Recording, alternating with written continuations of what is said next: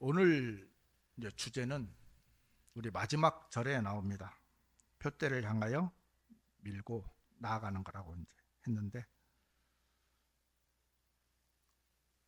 사람들은 저 역시 마찬가지만 개역 성경을 보면 표대를 향해서 그냥 나간다고만 기록이 되어 있습니다. 그래서 그냥 걸어가면 되겠지, 이제 이렇게 생각을 하는 사람들이 참 많은데 쉽지 않습니다. 그 길이 얼마나 험하고 또 어려운지는 지금까지 그리스도인의 길을 걸어오신 분들은 아실지 모르겠지만 참 쉽지 않습니다. 사도 바울이 그 말씀을 이렇게 하면서 처음에 본문을 이제 시작하면서 뭐라고 하냐면 주를 크게 기뻐하라고 명령합니다. 명령입니다. 이거는 그냥 주를 기뻐해 이게 아니고 주를 크게 기뻐하라. 사도 바울은 감옥에 있는 거대한 장벽 안에서도 그가 표대를 향해서 갈 수 있었던 힘은 기쁨이었습니다. 아까도 우리 잠깐 형제님하고 교제를 했지만 사람들은 이 말씀 외에서 기쁨을 찾으려고 해요.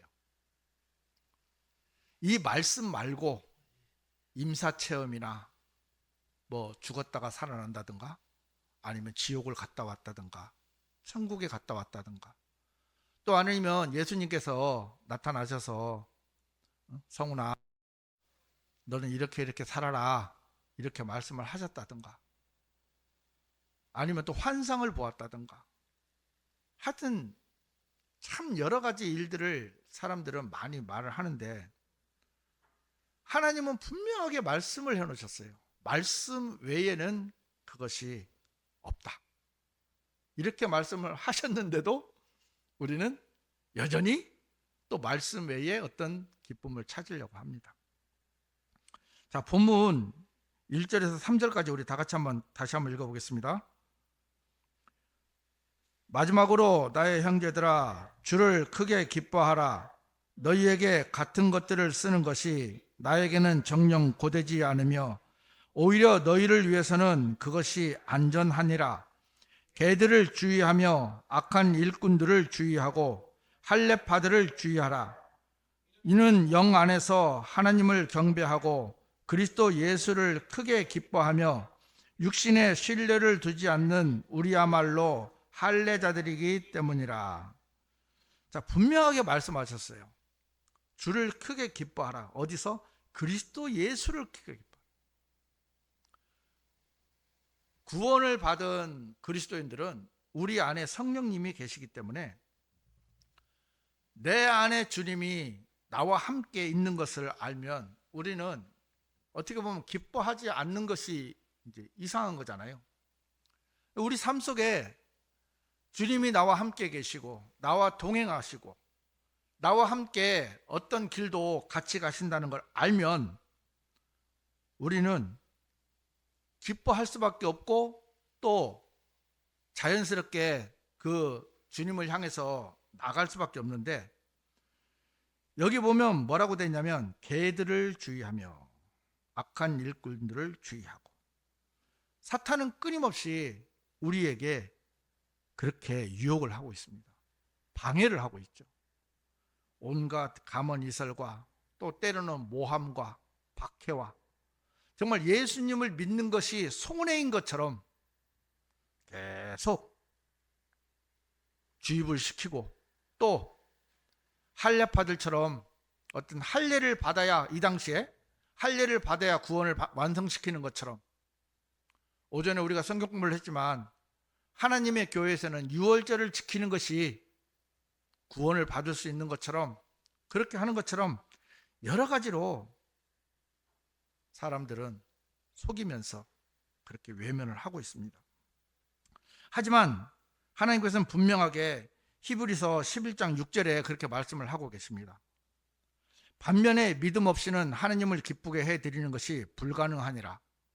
이는 하나님께로 오는 자는 그분께서 존재하신다는 것과 그분께서 자신을 부지런히 찾는 자들에게 보상하시는 분이심을 반드시 믿어야만 하기 때문이라고 성경은 말씀하고 있어요. 그러니까 믿음이 없이는 하나님을 기쁘시게 할 수 있는 것이 불가능하다고 했습니다.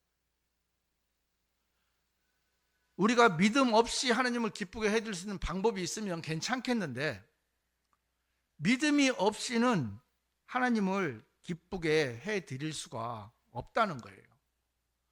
그 하나님을 믿는 그 믿음이 뭡니까? 예수님. 그러니까 우리는 모든 기준이 하나가 돼야 돼요. 세상의 사람들은 내가 주님을 위해서 무엇을 열심히 해야 된다는 행위를 교묘하게 섞어놨지만은, 성경은 분명하게 우리에게 뭐라고 말씀을 하시냐면, 믿음이 없이는, 그 믿음은 우리 스스로가 가질 수 있는 믿음이 아니거든요. 이 믿음은 뭡니까? 그리스도의 믿음이에요. 그러니까 우리는 그리스도의 믿음, 예수님의 믿음을 우리에게 가져오는 것이지, 우리 스스로 믿음이 생성될 수 있는 사람이 아니거든요. 자, 복음을 들을 때, 구원을 받을 때도 우리는 우리가 무엇을 깨달아서, 그렇죠? 어떤 사람들은 그렇게 얘기하거든요. 깨달아야 구원을 받는다고. 하지만 그것이 처음에 들으면 맞는 것처럼 보일지 모르겠지만, 여러분, 선물을 내가 받았어요. 우리 조금 있으면 어린이날, 그죠? 어버이날 돌아오잖아요. 스승의 날. 자, 그럴 때 선물을 주고받습니다.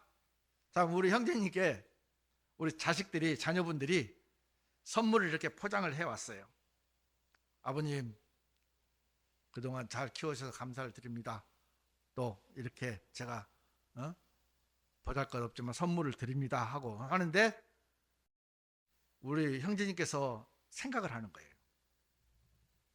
아, 이 선물을 내가 받는 걸 깨달아야 되나? 선물을 받았다는 걸 깨달아야 되나? 아, 깨달아야 받겠구나 하고 안 받고 있는 거예요. 선물은 자식이 주면 받으면 되고, 그렇죠? 부모가 자식에게 주면 받으면 돼요. 내가 깨달을 필요가 없는 거예요. 구원은 분명히 말씀드리지만, 예수님께서 십자가에서 다 이루어 놓으신 그 예수님이 만들어 놓으신 믿음, 그 믿음을 나한테 예수님이 주시는 거예요. 그러면 나는 받으면 되는 거예요. 누가 저한테 선물을 주면 저는 덥석 받아요. 내가 깨달을 때까지 있지 않습니다. 사람들은 믿음이라는 것도 굉장히 어렵다고 생각을 하는데, 내가 믿음을 가지려고 애를 쓰니까 힘든 거예요. 하지만 믿음은 분명히 말씀드리지만, 예수 그리스도의 믿음으로 그 믿음을 내가 받아들이는 것이지, 이게 믿음이에요. 그 믿음 없이는 하나님을 기쁘게 해드리는 것이 불가능하다 했어요. 왜? 하나님께서 받으시는 것은 예수님만 받으시거든요. 그럼 예수님이 해놓으신 일만 받으시기 때문에 그 해놓으신 일을 내가 받아서 하나님 앞에 가는 거예요. 이해되십니까? 예. 그렇지 않으면 우리는 의미가 없어요. 우리가 표대를 향해서 가는 것도 마찬가지입니다. 사람들은 세상에 썩을 것을 위해서 목숨을 걸죠. 수없이 많은 사람들은 수없이 많은 돈을 들여가면서 이 세상에서 잘 먹고 잘 살기를 원해요. 하지만 우리는, 물론 이 세상에서 잘 먹고 잘 살면 좋습니다. 나쁘다는 건 아닙니다. 하지만 정작 우리가 바라봐야 될 것은 이 세상 것이 아니라는 거거든요. 고린도전서 9장 24절에서 25절을 보시면, 경주에서 달리는 자들이 모두 달려도 한 명만 상을 받는 것을 너희가 모르느냐? 너희가 상을 얻어내기 위하여 이와 같이 달리라. 그런즉 우승을 위하여 분투하는 모든 사람마다 모든 것들에서 절제하느니라. 이제 그들은 썩을 수 있는 왕관을 얻어내기 위해 그것을 행하나 우리는 썩을 수 없는 왕관을 얻어내기 위해 행하느니라 그랬습니다. 자, 목적이 다릅니다. 어머니. 삶이 다르죠. 기존에 지금 개신교의 많은 분들은 무천년주의와 후천년주의를 믿고 있기 때문에 예수님께서 다시 오셔서 이 땅에서 천년왕국을 건설하실 것을 안 믿고 있어요. 교리상으로. 믿는 분들이 그래 많지 않습니다. 그분들은요, 이미 천년왕국이 시작됐다고 주장하는 분들도 있어요. 또 다른 이제 교리는 우리가 천년왕국을 다 만들어 놓고 천년이 지나서 예수님이 오셔서 우리를 다스린다는 후천년주의를 이제 주장하고 있죠. 둘 다 뭐냐면 예수님이 필요가 없는 거예요. 그리고 그것은 이 땅에서 유토피아가 열리기를 바라는 것입니다. 하지만 여러분들도 이 세상이 돌아가는 걸 보면 아시잖아요. 자, 한쪽에서는 엄청난 발전을 하고 있습니다. 제가 이틀 전인가 3일 전에 그 영상을 하나 봤는데, 여러분 지금은 아무리 좋은 배터리라도 충전을 하고 나면 1년을 쓰는 배터리는 없잖아요. 제가 정확하게 들은지 모르겠지만 몇 시간을 충전하면 몇십 년을 쓴대요. 근데 그런 배터리가 이론상으로만 있다가 실험으로 이제 성공을 했다 하더라고요. 그래서 차가 충전을 하기 위해서 그 충전판 위에 한 번만 쓱 지나가면 충전을 해서 계속 탈 수가 있다. 그러니까 세상은 그렇게 좋아지고 있습니다. 그 뉴럴링크라 해가지고 일론 머스크라는 세계 최고 부자가 이 뇌 속에 칩을 박아서 그 사지가 마비된 사람들 있잖아요. 그 사람을 이렇게 세웁니다. 그래서 걸어 다녀요. 그리고 그 완전히 이제 아무것도 못 움직이는 사람 뇌를 심으면 이제 뇌가 생각이 뇌를 조종하는. 하여튼 이론상으로는 어떨지 모르겠지만 이게 현실이 되어가고 있어요. 정확한 건 모르지만 피부를 뭐 몇십 년 전으로 돌리는 기술도 생기고요. 뭐 지난주에 제가 형제님 얘기 들어보니까 이가 재생이 된대요. 이가. 그러니까 임플란트가 필요 없는 시대가 오겠죠. 언제 될지 모르겠지만. 그러니까 시대는 그렇게 어마어마하게 좋아지고 있어요. 하지만 역으로 생각해 보십시오. 지구는 썩어 문드러져 가고 있잖아요. 기후는 어마어마한 재앙이 곳곳에 벌어지고 있잖아요. 자, 이것이 유토피아입니까? 사람들은 여기서 더 좋아지게 하기 위해서 환경운동을 하고 있고요. 탄소 제로 운동을 하고 있고, 많은 노력을 들여서 인간이 가장 좋은 세상을 만들려고 하고 있습니다.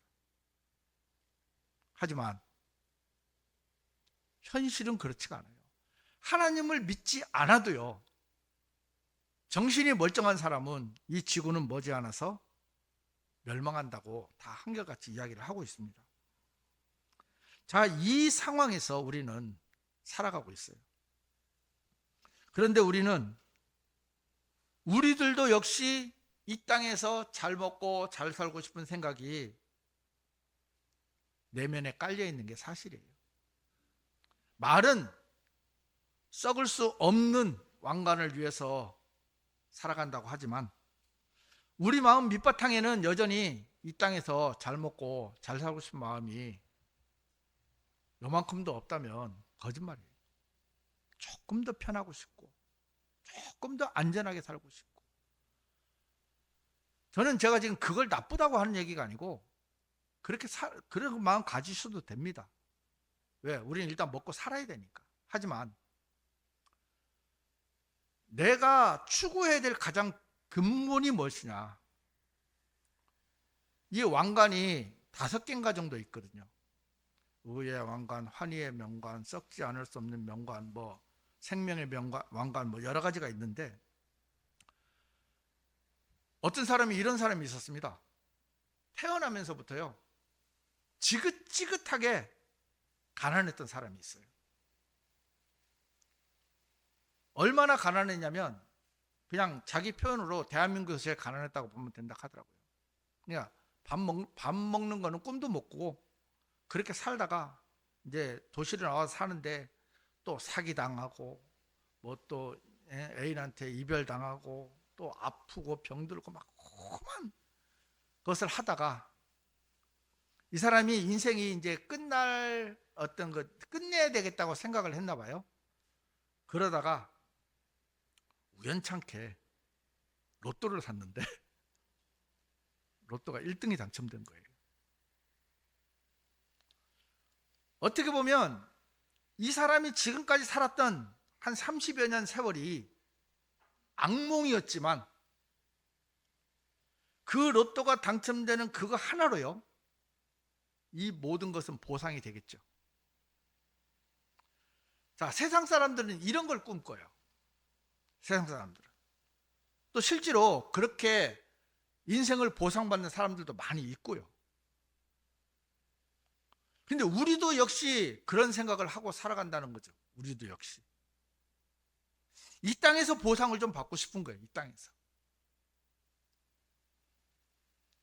사도 바울은 그러질 않았습니다. 우리를 가로막고 정말 표대를 향해서 가고 싶은 그 결정적인 장애물이요, 실제로는 나라는 육신이에요. 육신. 우리 본문 4절에서 6절까지를 우리가 같이 한번 읽어보겠습니다. 나 역시 육신에 신뢰를 둘 수 있으나 그리하지 아니하노라. 만일 다른 어떤 사람이 그가 육신을 신뢰할 만한 것이 있어 자신에게 있다고 생각한다면 나는 더욱 그러하니 8일째에 할례를 받았으며 계통으로는 이스라엘에 속했고 베냐민 지파에 속했으며 히브리인들 중에 히브리인이요 율법에 관련해서는 바리새파 사람이고 열심으로 말할 것 같으면 교회를 박해하였으며 율법 안에 있는 의와 관련해서는 비난받을 일이 없었노라. 저는 사도 바울이 표대를 향해 가는 본문 중에 이야기를 때 처음에는 그거하고 무슨 상관이 있지 이제 이런 생각을 좀 했어요. 근데 많은 사람들이 굉장히 자기 자신을 의지하고 또 믿고 신뢰한다는 사실을 사도 바울은 알게 됐습니다. 그러니까 나는 이 정도면 괜찮은 사람이야, 이렇게 이제 주장하는 사람들이 많이 있었습니다. 그래서 사도 바울이 이야기를 합니다. 그래, 당신이 그렇게 육신에 신뢰를 둘 만해? 나도 그래. 그러면서 쭉 이야기를 합니다. 자, 8일째에 할례를 받았습니다. 할례파입니다. 계통으로는 이스라엘에 속했습니다. 선민입니다. 베냐민 지파에 속했습니다. 이스라엘 12지파에 속했습니다. 히브리인들 중에 히브리인이요 율법에 관련해서는 바리새파 사람입니다. 열심으로 말할 것 같으면 교회를 박해하였으며 율법 안에 있는 의와 관련해서는 비난받을 일이 없었어요. 인간적으로는 완벽했고 여기에 또 하나 추가가 되는 게 뭡니까? 로마 시민권이 있었어요. 당시에 로마 시민권이 있었다면 어마어마한 거예요. 지금은 우리나라 사람들이 미국 시민권이 있다 해도 그렇게 크게 안 여기지만 70년대나 만약 60년대에 미국 시민권이 있었다면 대단한 사람이거든요. 전 세계 가장 강력한 나라의 시민권, 그 당시는 로마였잖아요. 그러니까 사도 바울이 육신의 신뢰를 할 만한 사람들한테 던지는 이야기가 뭐냐면 그 육신을 신뢰할 만하면 나 정도는 돼야 돼. 그죠? 나 정도는 돼야 돼. 이래야 니들이 육체를 신뢰할 만하다고 해도 되는데 이게 나중에는 뭐라고 얘기합니까? 똥이야. 이건 똥이야. 아무것도 아니야. 이렇게 이제 이야기를 합니다. 때로는 구원을 받은 그리스도인들이 무모한 삶을 살아갈 때가 있어요. 아무도 알아주지 않고 하다못해 구원받은 그리스도인들조차 외면하는 일들이 있습니다. 제가 그 예화를 하나 들어드릴게요. 이제 짐 엘리엇이라는 사람이 그 동료들과 함께 1956년에 이제 28세였어요. 그때 에콰도르의 아마존 정글에 사는 아우카라는 부족에게 복음을 전하러 떠났습니다. 이 사람들은 살인마들, 그러니까 사람을 그냥 보면 묻지도 따지지도 않고 그냥 죽이는 그런 부족이었어요. 근데 이제 그 사람들한테 간다고 하니까 주변에서 뭐라고 하겠습니까? 무모한 거잖아요. 정상적인 사람으로는 생각할 수도 없고, 죄송하지만 여기서 저를 비롯해서 아마존에 그런 부족에게 우리가 선교를 갈 사람 아무도 없을 겁니다. 그런데 이분들은 떠났어요. 떠나자 도착하자마자 죽었어요. 도착하자마자. 사람들은 비웃었습니다. 왜 그런 살인마들한테 가서 개죽음을 당해? 그냥 여기서 다른 나라 가서 전도하지, 선교하지. 이제 이렇게 비웃었어요. 그런데 그 짐 엘리엇이라는 분이 자기 일기장에 이런 것을 기록을 해 놓았습니다. 영원한 것을 얻기 위해 영원하지 못한 것을 포기하는 자는 결코 바보가 아니다. 영원한 것을 위해 영원하지 못한 것, 이 땅에 있는 것, 이것을 포기하는 자는 결코 바보가 아니다. 이 말을 일기장에 기록을 해 놓았대요. 그러니까 내 생명, 내 육신의 생명은 사도 바울처럼 배설물로 여겨버린 거예요. 그런데 그분들이 죽고 나서 몇 년 후에 그분 아내들이 또 역시 그곳을 갔대요. 또. 그런데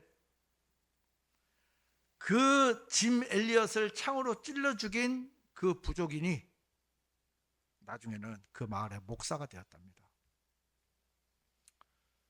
때로는 우리가 볼 때는 무모한 삶이에요. 아무도 여겨주지 않는 삶. 그리고 가자마자 죽었어요. 전도 한번 못 해보고요. 그런데 그분은 이 하나님의 음성을 거절하지 않은 거예요. 얼마든지 우리는 배척하고 외면하고 돌아서서 모른 체 할 수 있었는데, 그분은 하나님께서 말씀하신 그 말씀, 그 마음속에 주는 선교의 마음을 가면 죽는다는 걸 알면서도 가는 거예요. 이게 그리스도의 마음이고 그리스도의 믿음이라는 것입니다. 예수님도 이 땅에 오시면 죽으실 줄 알았어요. 그런데도 오신 거잖아요. 영원하신 분이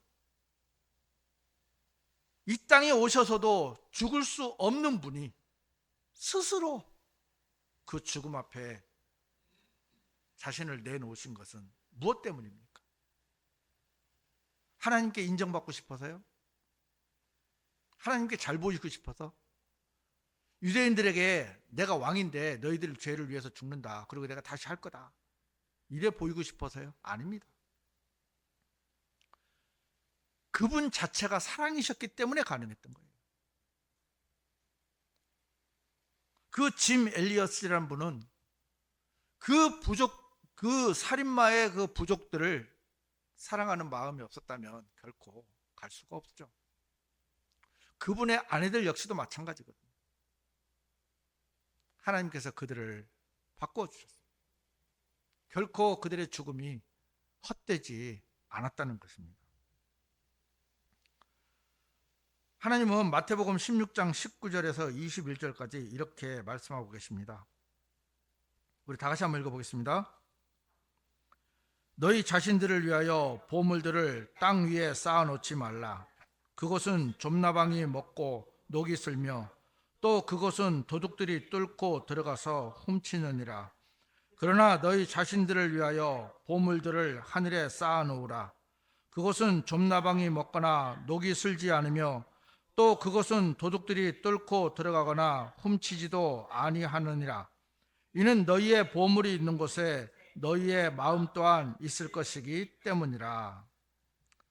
하나님은 가난한 분이 아닙니다. 다시 한번 분명히 말씀드리지만 여러분들이 드리는 시간, 물질, 여러분들 자신의 모든 것들을 다 드린다 하더라도 하나님은 그것 때문에 여러분들을 기뻐 받으시는 게 아닙니다. 왜 하나님은 마태복음 6장 19절에서 21절까지의 말씀을 하셨느냐면 21절에 보면 이는 너희의 보물이 있는 곳에 너희의 마음 또한 있을 것이기 때문이라고 그랬습니다. 우리가 옛날에 그런 얘기 했잖아요. 누구는 뭐 있고 하니까 우리 집에는 금송아지 7마리 있다. 옛날에는 우스갯소리를 그런 말 많이 했잖아요. 자, 만약에 지금 현재 우리 형제님들 자매님들 집에 금이 한 100돈이 있다고 한번 생각을 해보세요. 100돈. 한 돈도 아니고 100돈. 100돈이면 지금 1억입니까? 그게 마루에 있다고 생각을 해보세요. 마루에. 어디 금고에 넣은 것도 아니고 마루에 있다고 생각을 해보세요. 그리고 지금 여기서 말씀을 듣고 있다고 생각을 해보세요. 말씀 들어오겠습니까? 안 들어오겠습니까? 들어오겠습니까? 안 들어오겠습니까? 솔직히 말씀해요. 안 들어옵니다. 안 들어옵니다. 들어온다면 그거는 사람이 아니에요. 하나님이 가난하거나 배고프거나 뭐가 필요해서 우리들에게 요구하는 것이 아닙니다. 성경은 분명하게 말씀하고 계세요. 너희 자신들을 위하여 보물들을 땅 위에 쌓아놓지 말라. 왜? 이는 너희의 보물이 있는 곳에 너희의 마음 또한 있을 것이기 때문이라. 우리가 하나님 앞에 드리면 드릴수록 그것이 어디에 쌓이냐면 하늘의 보물 창고에 쌓이고 있어요. 그것이 나중에 상급으로 다 보상이 될 거예요. 그걸 우리가 정확하게 알고 있다면은 우리가 주님을 위해서 드리는 것이 아깝겠습니까? 여러분들이 마루에 지금 금 100돈이 금고에 들어가지도 않고 또 문은 안 잠그고 왔어요. 그러면 여러분들이 지금 이 시간이요, 와, 저 사람 왜 이렇게 설교가 기노? 아마 입원 안 하겠습니까? 빨리 가야 되는데. 오늘은 밥도 못 먹겠다. 반찬이 아무리 맛있어도 내가 집에 가야지. 우리는 정상적인 사람이면 다 그렇게 생각할 수밖에 없는 거예요. 왜? 보물이 지금 우리 집에 있잖아요. 여러분들이 하나님을 생각하지 않고 하나님을 기쁘시게 하지 못하는 삶을 사는 이유가 뭐냐면 이 땅에 보물이 있기 때문에. 이 땅에 자꾸 이 땅에 쌓아 놓으려고 해요. 짐 엘리엇이라는 분이 정말 이 땅에 소망이 있었다면 그곳에 갔겠습니까? 갈 수가 없죠. 우리 본문 7절에서 9절까지도 한번 같이 읽어보겠습니다. 그러나 내게 이득이었던 어떤 것들이라도 나는 그것들을 그리스도를 위하여 손실로 여겼느니라. 진정 의심할 여지 없이 그리스도 예수 나의 주의 지식의 탁월함으로 인하여 내가 모든 것들을 다만 손실로 여기노라. 내가 그분을 위하여 모든 것들의 손실을 감내하고 그것들을 다만 배설물로 여김은 내가 그리스도를 쟁취하기 위함이요 또 율법에서 비롯된 나 자신의 의가 아닌 그리스도의 믿음을 통하여 난 의 곧 믿음으로 말미암은 하나님의 의를 가지고 그분 안에서 발견되고자 함이며 그랬습니다. 아까도 잠깐 설명을 드렸지만 이 나의 지식이 탐험, 그러니까 예수 그리스도의 지식, 그 지식으로 인해서 내 모든 것들을 배설물로 여길 수가 있었다는 거예요. 바꿔 말하면 세상에서 가장 잘난 사람이라 할지라도 그 잘난 그것으로 하나님 앞에 나갈 수가 없다는 사실을, 여러분 어떻게 보면 우린 좀 우리끼리 비교가 되니까 그렇지, 정말 사도 바울이 우리 앞에 딱 서 계시면 과연 우리가 이분과 비교가 됩니까? 태어나면서부터 하나님을 배운 사람, 예수님을 몰라서 그렇지 하나님에 대해서만큼은 구원을 받기 전까지 완벽한 사람이었어요. 그 완벽한 사람이 예수님을 만난 뒤에, 예수님을 알고 난 다음에, 예수님께 계시를 받아서 모든 것들을 받고 난 다음에 사도 바울은 자신이 가진 모든 것들을 버릴 수가 있는 거예요. 우리가 우리 마음을 채울 때 어떤 걸로 채워야 됩니까? 우리는 우리 자신의 것으로 많이 채우려고 애를 쓰는 사람들 중에 한 사람들이에요. 왜냐하면 사탄이 끊임없이, 그죠? 끊임없이 우리에게 속삭이거든요. 틈만 벌어지면 속삭여요. 우리가 늘 말씀과 함께 같이 있어야 되는 이유가 뭐냐면 거기서 멀어지는 그 순간 우리는 사탄의 밥이에요. 여러분, 우리가 사탄을 이길 수 있다고 좀 생각 안 했었으면 좋겠어요. 많은 사람들이 착각하는 게 뭐냐면 자기가 사탄을 이길 수 있고 물리칠 수 있다고 생각을 하거든요. 사탄이 어떤 존재입니까? 예수님, 살아계신 하나님을 시험한 자예요. 내게 경배하라 하는 거예요. 살아계신 하나님, 자기의 창조주한테도 내게 경배하라. 그럼 내가 세상 줄게. 그런 존재를 우리는 너무 가볍게 여기고 있는 것 같습니다. 참 우리가 좀 이런 부분에 경각심을 가져야 될 필요가 있는 것이, 우리를 믿으면 믿는 만큼 사탄이 우리에게 열심히 사탄의 것을 넣어주고 있는 것입니다. 자, 본문 10절 12절을 보면, 10절에서 12절을 보면, 이건 제가 한번 읽어보겠습니다.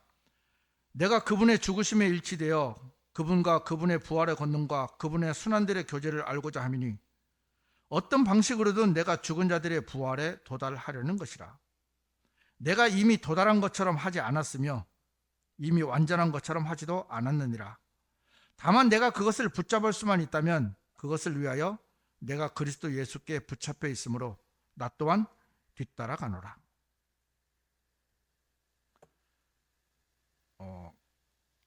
1952년 7월 달에 그 수영 선수 중에 이제 플로렌스 체드윅이라는 사람이 있었어요.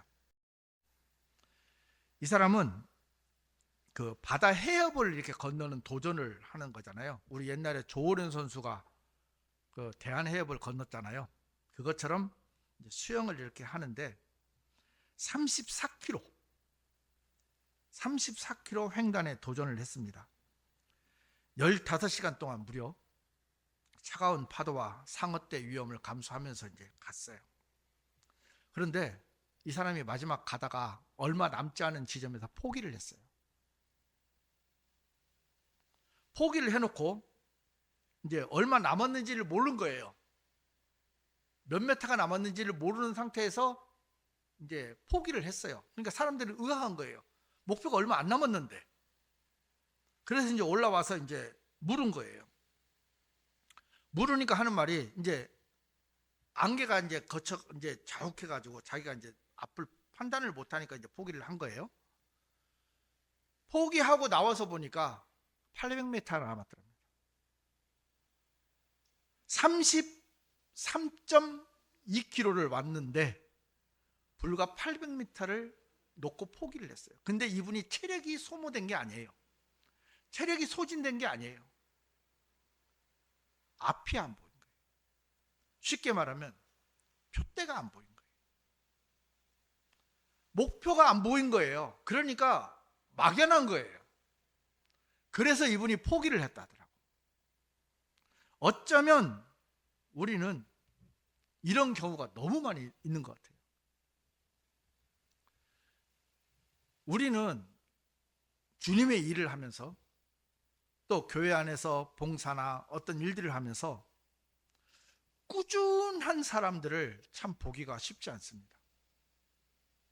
저는 그 진리 침례교회 김영균 목사님 제가 직접적으로 대면한 적은 없지만 이제 통화를 한번 했고 이제 그분의 말씀을 참 많이 들었어요. 이분이 한 30여 년 동안 정말 묵묵히 말씀을 가르쳤어요. 얼마 전에 이제 은퇴하셨거든요. 은퇴하셔도 계속 성경 강해를 하고 계세요. 그러니까 30여 년 동안 꾸준하게 한 길을 걸어간 거예요. 우리 표준역 번역하신 윤 목사님 같은 경우도 나이가 젊지만 그 표준 킹제임스 성경을 만들기 위해서 한 20여 년을 꾸준하게 기록을 해왔다 하더라고요.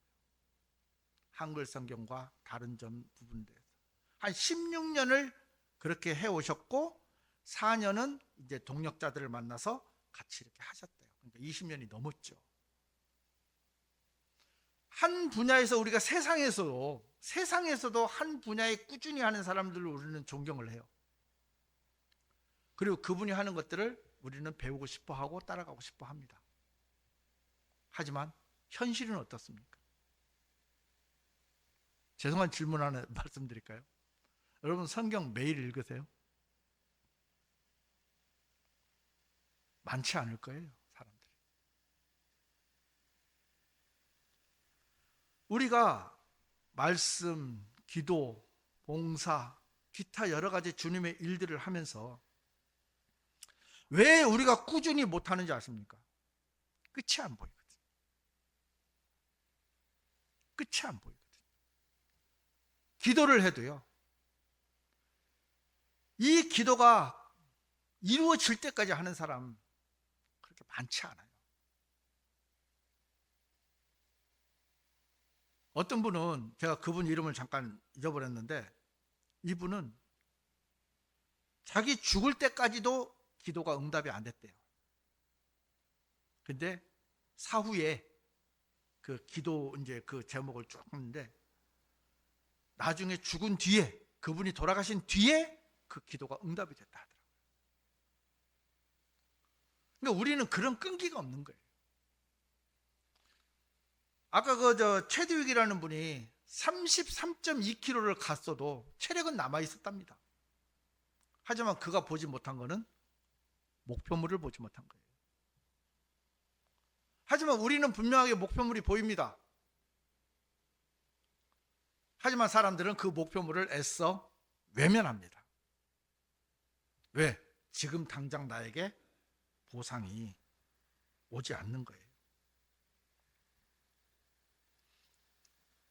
우리 히브리서 12장 1절에서 2절입니다. 다 같이 한번 읽어보겠습니다. 히브리서 12장 1절에서 2절. 이런 이유로 우리도 이처럼 커다란 구름 같은 들로 둘러싸여 있으니 우리가 모든 무거운 것마다 벗어버리고 너무 쉽게 우리를 애워싸는 죄를 벗어버리자. 그리고 우리 앞에 놓인 경주를 우리가 인내로 달려가며 우리 믿음의 창시자이자 완성자이신 예수님을 바라보자. 그분께서는 자신 앞에 놓인 즐거움을 위하여 수치를 멸시하셨으며 십자가를 견디셨고 하나님의 보좌 오른편에 앉게 되셨느니라. 여기 보면 우리가 모든 무거운 것마다 벗어버리고 너무 쉽게 우리를 애워싸는 죄를 벗어버리자 하고 말씀하고 계십니다. 그리고 우리 앞에 놓인 경주를 우리가 무엇으로? 인내로 달려가며 우리 믿음의 창시자이자 완성자이신 예수님을 바라보자. 자, 예수님을 바라보자 하면서 예수님에 대해서 설명을 하고 계시는데 그분께서는 자신 앞에 놓인 즐거움을 위하여 자신 앞에 놓인 즐거움. 그러니까 자신이 희생하심으로 그리스도를 믿어서 구원을 받는 사람들이 어마어마하게 많은 그것을 미리 보신 거예요. 그 즐거움을 보신 거예요. 그래서 기꺼이 십자가의 순환을 당하시고 십자가를 견디신 거죠. 우리는 그걸 못 봐요. 우리 앞에 있는, 어쩌면 산이 하나 가로막혀 있을 수도 있죠. 건물이 막힐 수도 있죠. 돈이라는 것에 막혀 있을 수도 있죠. 직장이라는 것에 막혀 있을 수도 있고, 우리 앞에 어떤 것들이 막혀 있는지는 모르겠지만 그 너머에 있는 그리스도의 즐거움, 그것을 볼 수 있는 눈을 우리는 가지지 못해서 중간에 좌절하는 경우가 참 많이 있습니다. 사탄이 우리에게 또 하나 접근하는 방식이 뭐냐면 타협입니다. 타협. 디모데후서 2장 3절에서 5절까지입니다. 그러므로 너는 예수 그리스도의 훌륭한 군인으로서 어려움을 견디어내라.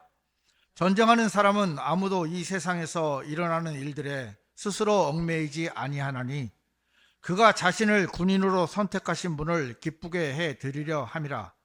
그런즉 어떤 사람이 이와 마찬가지로 승리들을 위하여 분투할지라도 그가 합법적으로 분투하지 않는다면 그는 결코 왕관을 받지 못하느니라. 자, 스스로 얽매이지 않고 여러 가지 일들이 있지만 여기 마지막에 뭐라고 되어 있습니까? 그가 합법적으로 분투하지 않는다면. 어쩌면 우리의 삶을 두고 하는 이야기일지도 모릅니다. 우리의 삶이 하나님 앞에서 정말 정결하고 합법적으로 살아가는, 이것이 우리가 살 때 별거 아닌 것처럼 보이지만 이 세상에서 하나님 보실 때 엄청나게 우리에게 큰 기쁨을 얻을 수 있는 것 중에 하나입니다. 합법적으로. 지금 이 세상은 불법이 판을 치고 있어요. 거의 90% 이상은 아마 불법을 저지르고 있다고 봐도 과언이 아니겠죠. 그래서 합법적으로 살아가면 손해를 볼 듯한 그런 일들이 벌어지고 있을 수도 있고요. 또 그렇게 생각해서 불법에 동참하는 것도 있을 수가 있습니다. 사탄은 타협을 요구합니다. 야, 괜찮아. 너만 그러는 거 아니야. 세상 사람들 다 그래. 굳이 너만 특별하려고 하지 마. 이런 속삭임. 신천지가 포교 활동을 할 때 합법적이지 않은 방법들을 참 많이 쓰거든요. 그러니까 불법도 아니지만 합법도 아닌, 그러니까 성경적이지 않다는 얘기죠. 그러면서 자기들은 뭐라 하는지 압니까? 자기들한테 오면 다 합법이 된대요. 스스로 논리를 이제 파괴하고 있는 거죠. 자, 유일하게 여러분들이 장애물을 돌파하는 방법 중에 하나가 뭐냐면 멈추지 않는 것입니다. 멈추지 않는 것입니다. 우리 본문 마지막 절입니다. 13절에 14절. 자, 이거는 좀 큰 소리로 한번 같이 읽어보겠습니다. 형제들아, 나는 나 자신이 그것을 붙잡은 것으로 여기지 아니하노라. 오직 내가 행하는 이 한 가지는 이것이니 곧 뒤에 있는 그러한 것들을 잊어버리고 앞에 있는 그러한 것들을 향하여 손을 뻗어 그리스도 예수 안에 있는 하나님의 고귀한 부르심의 상을 위하여 내가 그 표대를 향해 밀고 나아가는 것이라. 아까도 말씀드렸지만 예전에는 우리가 성경을 보면 그냥 표대를 향해서 간다고만 되어 있는데 여기는 표대를 향해 밀고 나가는 거예요. 자, 밀고 나간다는 것은 우리 앞에 계속 장애물이 있다는 거예요. 계속 밀고 나갈 수밖에 없는, 손을 뻗어서 계속 밀어내야 되는 거예요. 죄의 유혹을 밀어내야 되고요, 사탄의 타협안을 밀어내야 되는 거고요, 육신의 안일함도 밀어내야 되는 것이고, 계속 우리 앞에 있는 장애물들을 밀어내고 밀어내서 쉽지 않은 길이라는 겁니다. 그래서 찾는 사람이 없고요, 찾는다 하더라도 돌아가 버리고요. 쉽지 않아요. 여러분들이 이 자리에 앉아 있는 게 쉬운 게 아니에요. 저를 포함해서 다 마찬가지입니다. 계속 싸워야 되고요, 또 내 육신의 안일함도 버려야 되고, 사탄이 속삭이는 속삭임도 무시해야 되고요, 또 현실 앞에 놓여져 있는 먹고 사는 문제에 대해서도 마찬가지고요. 계속 우리는요, 이 표대가 그냥 뭐 등대처럼 등대가 반짝반짝 해가지고 배가 그냥 쉬운 걸로 갈 수 있는 게 아니라는 거죠. 곳곳에 암초가 있어서 그 길을 제대로 보지 않으면 배가 좌초되듯이 우리가 표대를 향해 가고 있지만 수없이 많은 우리 앞에 놓여진 장애물이 우리를 피해가진 않아요. 우리가 그 장애물을 하나씩 제거를 해야 돼요. 그래서 사람들은 많이 지칩니다. 하지만 1절에 뭐라고 되어 있습니까? 주를 크게 기뻐하라. 이게 우리의 삶의 원동력인 것이, 말씀 앞에서 내 마음이 그 말씀 앞에 뿌리를 내리고 있다면 우리는 그 주님으로 인해서 기뻐할 수 있는 거예요. 하지만 우리 마음속에 말씀의 뿌리가 없다면 우리는 늘 흔들리는 배와 마찬가지로 이리 쓸리고 저리 쓸리는 거예요.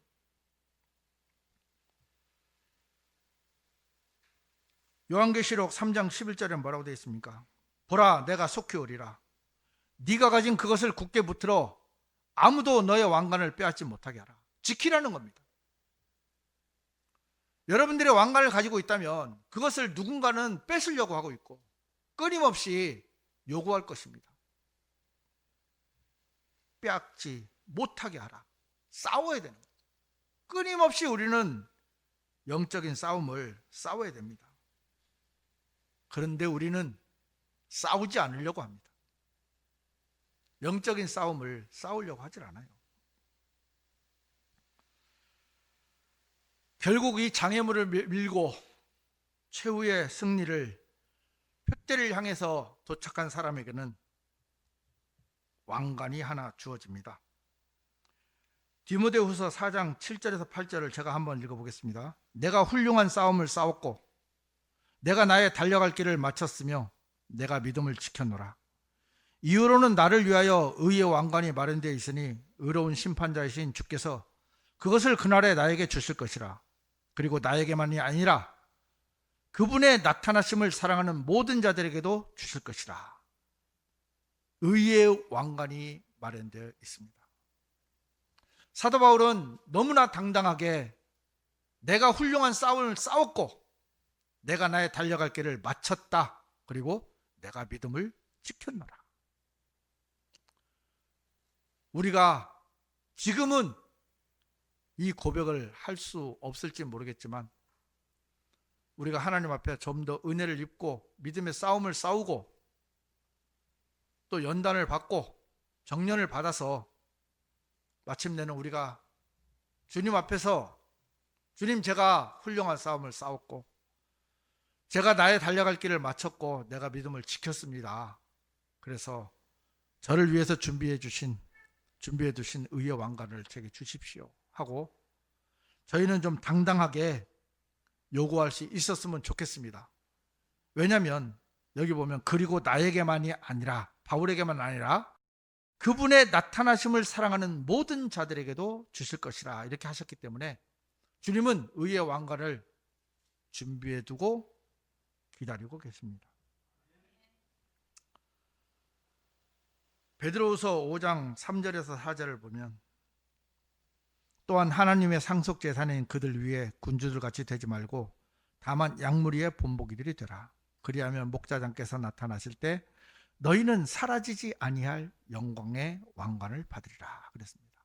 우리가 정말 양무리의 본보기들이 되어서 주님을 섬기고 형제 자매님들을 섬기고 정말 우리가 그렇게 은혜를 입으면서 하루하루를 살아간다면 주님께서는 우리에게 무슨 왕관을 주신다고요?